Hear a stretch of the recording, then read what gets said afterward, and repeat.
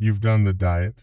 You've done the fasting window. You've read every article about clean eating. And somehow, the French, the people practically famous for butter, bread, and wine, stay leaner than most of the world. That's not a coincidence. And it's definitely not genetics. What if the secret isn't restriction at all? What if it's how they experience food, not what they eat? That's exactly what we're unpacking today. Because the real driver behind stubborn belly fat and just calories, it's cortisol, and French culture, almost by accident, built a lifestyle around keeping it low. Here's the part that surprises people.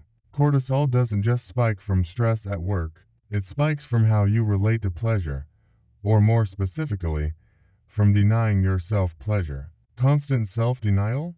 Telling yourself no to food, no to rest, no to enjoyment, is itself a chronic stressor. Your body doesn't know the difference between I'm in danger and I am relentlessly restricting myself. Both keep cortisol elevated, and elevated cortisol, held there long enough, tells your body to hoard fat around your midsection as a reserve for a threat that, in this case, is entirely self-imposed. The French approach flips that completely. Not more discipline, more presence. Here are the 5 habits behind it. Step 1. Manger and pleine conscience. Mindful eating. In France, meals are traditionally treated as an event, not a task to complete while doing something else. No eating at your desk. No eating in front of a screen. No eating standing over the sink. You sit down, you use a plate, you eat with intention. This isn't about aesthetics. Dr. Brian Wansing's research at Cornell University found that distracted eating, eating while watching TV or scrolling your phone, leads people to consume significantly more calories without realizing it, because your brain ain't registering satiety signals properly when it's split between 2 tasks. Mindful eating keeps your parasympathetic nervous system engaged during digestion, which naturally lowers cortisol while your body processes food. So here's how you apply it. No phone at the table, no screen, just you, your plate, and your food. It sounds small. The physiological difference is not. Step 2. Les trois repas. The 3-meal structure. France has a strong cultural resistance to constant grazing throughout the day. Meals happen at roughly the same 3 times, and snacking between them is culturally minimal compared to countries with an all-day snacking culture. Here's why this matters hormonally.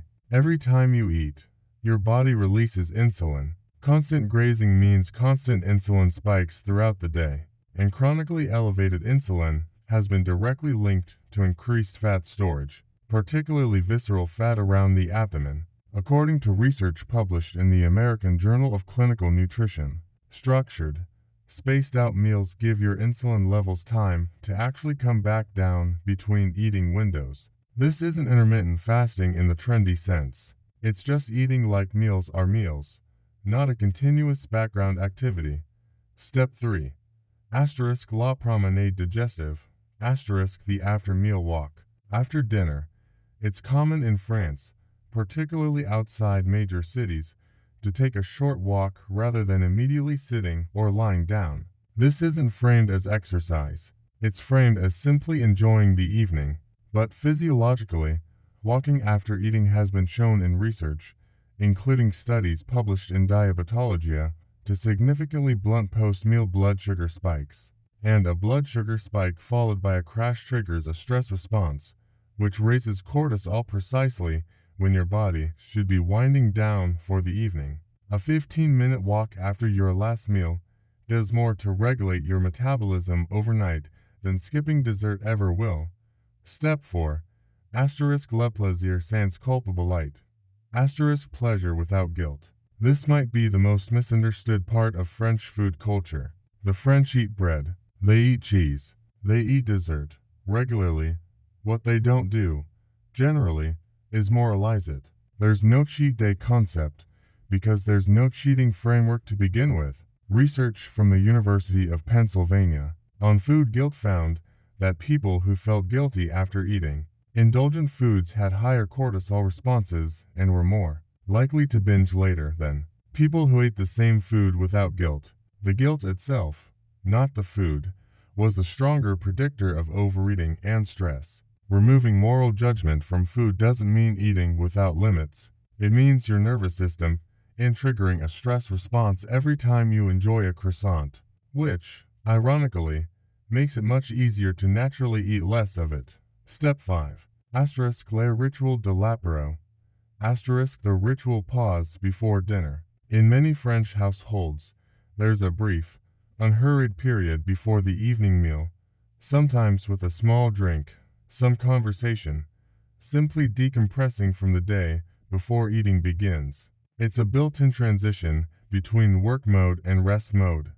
Neuroscience around meal timing suggests that eating immediately while still in a stressed, activated state impairs digestion and keeps cortisol elevated through the meal. Dr. Kirschbaum's cortisol research, the same researcher behind the world's most widely used stress test, has shown that even brief periods of intentional relaxation before a stressor, or in this case, before eating, meaningfully blunt the cortisol response that follows. The apéro ain't really about the drink. It's about giving your nervous system 10 to 15 minutes to downshift before food even enters the picture. So let's bring it all together.